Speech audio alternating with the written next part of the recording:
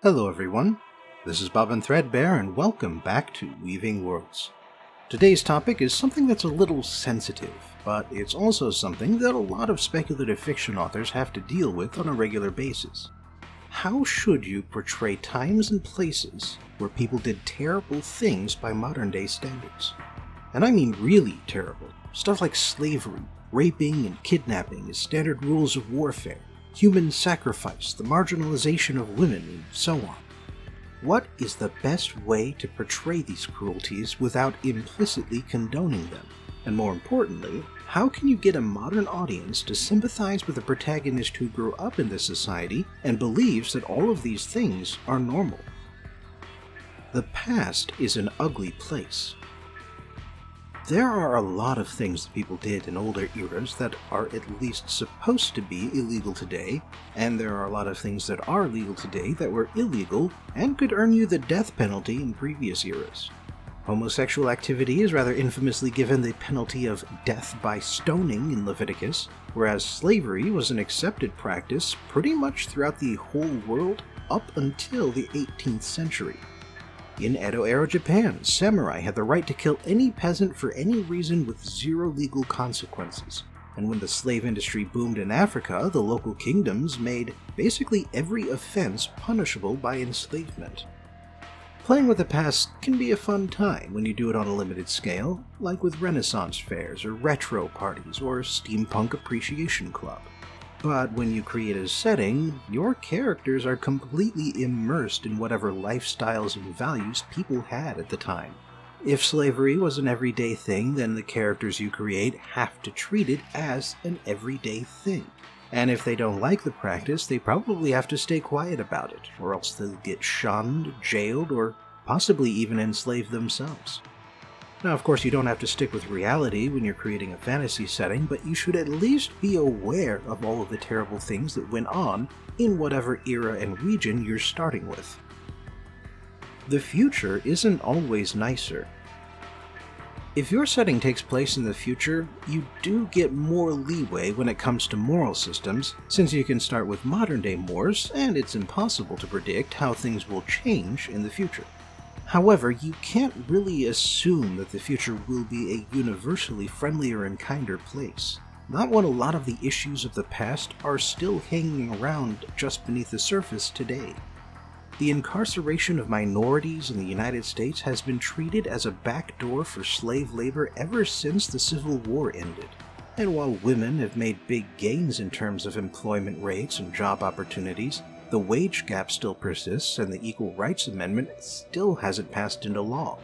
On top of that, even now, there are plenty of nations in the world where the prevailing value systems haven't updated since the Middle Ages, or even earlier. There's also every likelihood that things will get worse instead of better. If the United States were to disintegrate, then the infrastructure that allows our way of life to exist will fall apart. And as much as we wish the opposite were true, our moral values depend on the technology and comforts that surround us, not the other way around. As such, even if society doesn't collapse and we start colonizing space, the harsh conditions of space colonies will most likely lead to an equally harsh code of ethics. So you shouldn't just assume that all of our present-day issues will be sorted by the time we catch up to your setting. The Protagonist Problem. While it can be a good idea to put a realistic culture in your setting with all of its positives and negatives, a problem arises when you realize that your protagonist, your point of view character, has to be from that culture and has to see the world from their perspective. This can lead to a big disconnect, since your audience wants to empathize with your protagonist, and unless you put up some big literary signposts, they'll also assume that you want them to empathize with the protagonist. So what can you do if your protagonist would like something about their culture that the reader and you, the author, would find abhorrent? Authors over the years have found a few different solutions to that conundrum. Number 1. The protagonist comes from the modern era and has landed in your setting thanks to some kind of magic or technology. Japanese media has done this so many times that they gave it a genre name, isekai, although I should add that you won't have any trouble finding Western stories with the same kind of premise. Number 2. The protagonist is an outsider within their own culture. and this distance has allowed them to develop a code of ethics that resembles the audience's culture. Geralt of Rivia from the Witcher series is a good example of how to pull this off. Number 3. The fact that the protagonist likes something terrible is the beginning of their character arc, and by the time the story ends, they will have realized the error of their ways. Number 4. The protagonist is not a heroic figure, and might even be the villain of the story. If this is the case, then be prepared to make this fact abundantly clear to the audience, because otherwise, a lot of them just won't get it. Now, setting the protagonist aside, I feel I should mention that I'm not telling you to include realistic cultures, warts and all, in your setting. Depending on what you want to do with speculative fiction, that might be the worst idea you could have. If your goal is to write an escapist power fantasy about heroes defeating a horde of undead monsters, then there's really no need to include a side discussion about the long-term implications of the Atlantic slave trade. You only need your cultures to be as deep as your stories demand. But then, even if you're taking a simplistic approach, you should at least make sure that your cultures make sense, so that your stories don't stumble into any gaping plot holes. Start with the context. Major cultural mores and values rarely come out of nowhere. Instead, they usually come from the climate they live in, the technology they use, the neighboring cultures they come in contact with, the invaders who make permanent changes to their way of life, and the rebellion leaders who try to remove those invaders. For instance, as I've mentioned before, the rise of male-dominated societies coincides with the rise of Iron Age technology, which made male-dominated jobs more valuable and allowed them to concentrate power on themselves. The rise of successful women's rights movements coincides with the Industrial Age, which made the male physique less useful. During the early Middle Ages, it was common for rulers to divide their holdings up between all of their sons because that was the fairest choice, and because realms were very fluid. Even if you only had one kid and left everything to him, chances were good that the realm he would give to his kids would be bigger, smaller, or, on occasion, in a completely different location. However, during the High and Late Middle Ages, defensive technology became much more advanced, and so national borders became much more stable, relatively speaking. As such, it made more sense at that point for rulers to give most of their realms to their oldest sons, and sometimes daughters, so that this stability could continue. The point I'm making here is that culture doesn't exist in a vacuum. If a nation enslaves most of its people, it's because they either desperately need slaves for something, or because the government can get rich by selling slaves. If human sacrifice is common, it's because lives are cheap and easy to lose, so you might as well lose yours by doing something meaningful like placating a bloodthirsty god. If a culture group starts raiding and expanding into neighboring territories, it's probably because they experienced a population boom back home, and now they have the numbers to throw some weight around. If you want to create something unique about a culture, whether it's good or bad, try to imagine why it exists and why nobody's stopped it from happening. The reasons you come up with can often lead to other cultural features, and once you finish explaining those, you'll end up with a very complete and coherent picture. New problems need new mores. The two examples I just laid out in the last section have everything to do with the technology available to a culture. So what happens when your setting features some new technology that doesn't exist yet? What happens when magic is real and reliable, but only a few talented experts can wield it? When you create a speculative fiction setting, don't be afraid to speculate. What happens to human society once robots automate every job that isn't customer service or something creative? How would a magical industrial revolution be different from the one we went through in real life? And how would it be the same? If West Africans discovered the Americas before the Spanish or Portuguese did, how would the world look different today? There are two ways of developing a new moral system for a new setting. First, start with a real-life culture transplanted into your setting, and figure out how magic or science or whatever else you've changed will change the culture. Second, think about the kinds of stories and moral values you want in your stories, and work backwards.